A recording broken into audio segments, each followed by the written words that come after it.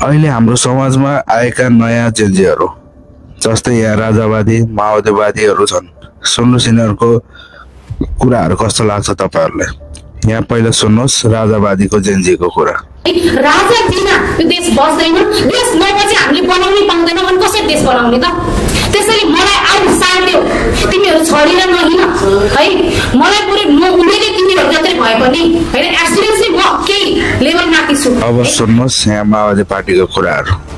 माओवादीको जेन्जीहरू जेन्जी पनि थरी थरीको देख्न लाग्यो आजभोलि समाजमा।